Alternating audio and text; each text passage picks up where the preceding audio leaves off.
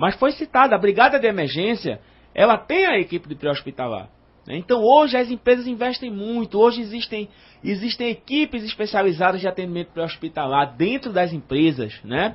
Por exemplo, você vê aí o complexo, imagina o complexo de Suape, lá na Caixa Prego, longe. Se tiver alguma ocorrência grave, não vai dar tempo do SAMU chegar, apesar que hoje, se não me engano, tem uma guarnição, tem uma corporação do bombeiro ali bem pertinho, né? É bem pertinho, mas parece que não tem a parte hospitalar.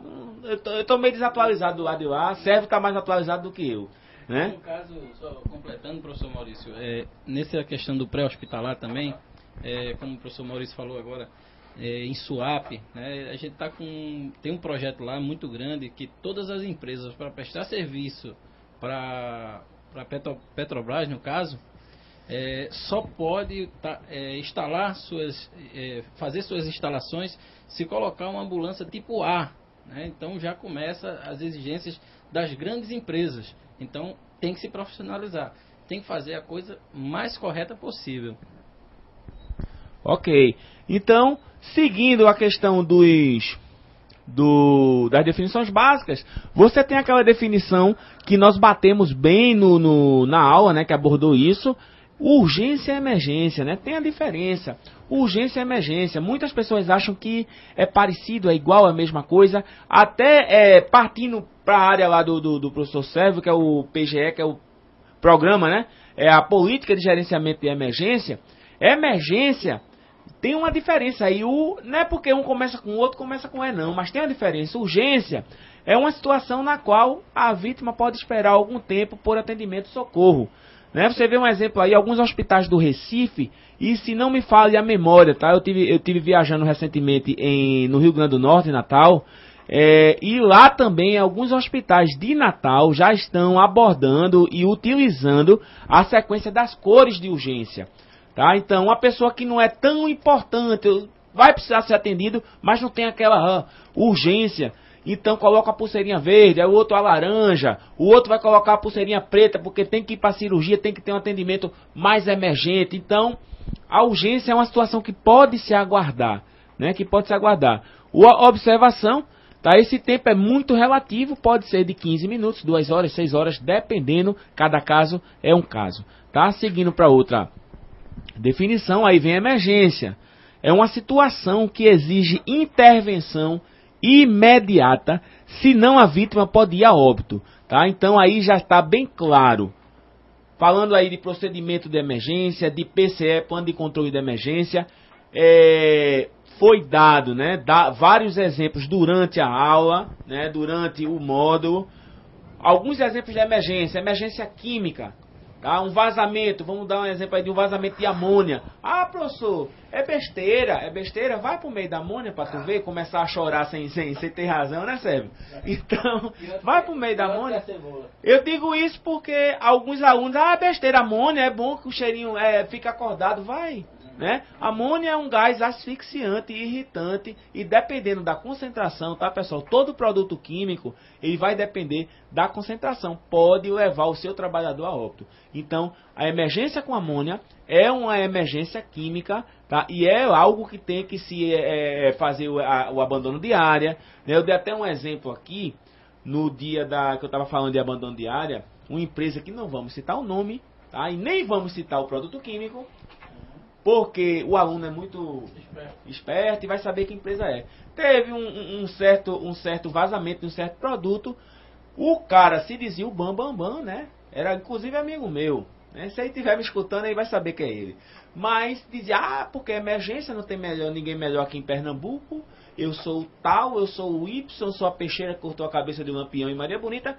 Só que teve o seguinte, teve uma emergência nessa empresa, né? Teve uma emergência nessa empresa. E eu prestava consultoria a uma terceirizada dessa empresa. E nesse dia eu estava lá, meu amigo. Foi gente correndo, carro de mão na cabeça.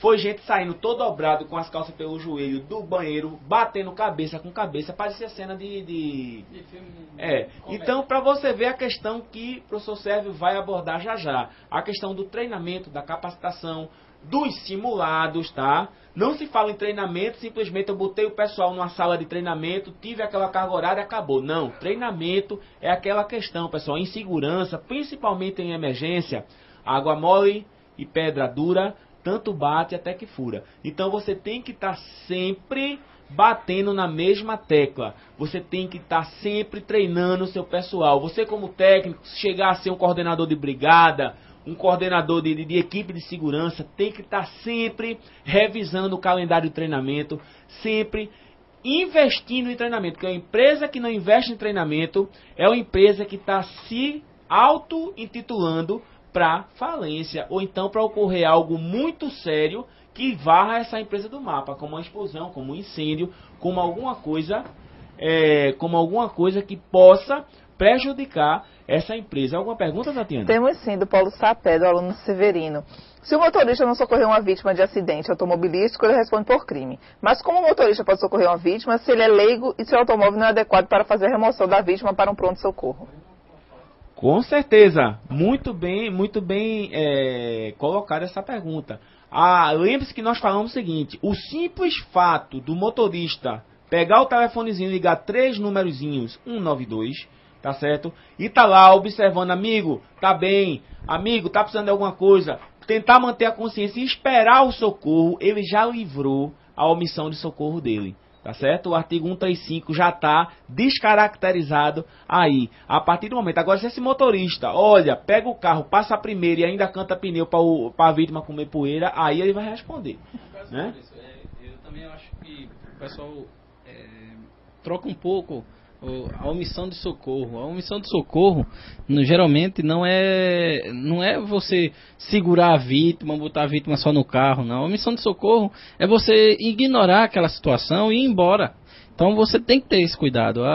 O problema da omissão de socorro também é dentro das empresas. É você mostrar que você está vendo o que está acontecendo, tomar ações, providências. Eu não mando na empresa, mas as emergências tem que ser sanadas naquela hora, como o Maurício falou agora.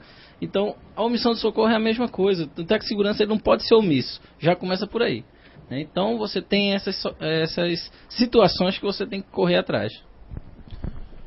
Lembrando também, aproveitando o que Sérgio falou, aí você está se confundindo com a questão do bom samaritano, né? A lei do bom samaritano, que foi citada também, é quando você presta socorro sem a competência necessária. Aí você vai responder também, não é só por omissão de socorro, não. Você vai responder por imperícia, tá? Por imperícia, por ter entrado numa onda sem saber surfar aquela onda, né? Como diz a história.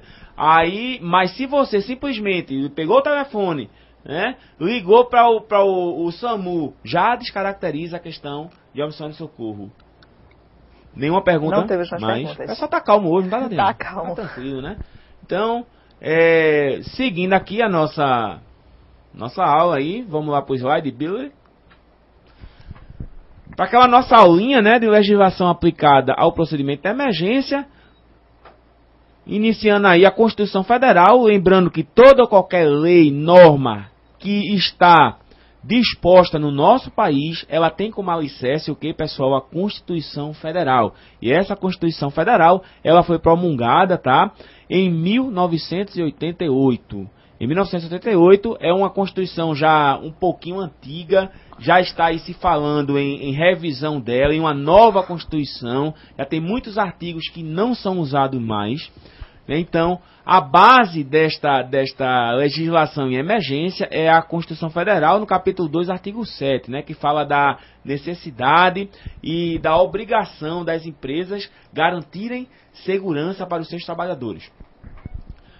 Você vem aí também com a lei número 6514 de dezembro de 1977, seu capítulo 5, que eu costumo dizer que essa lei é uma lei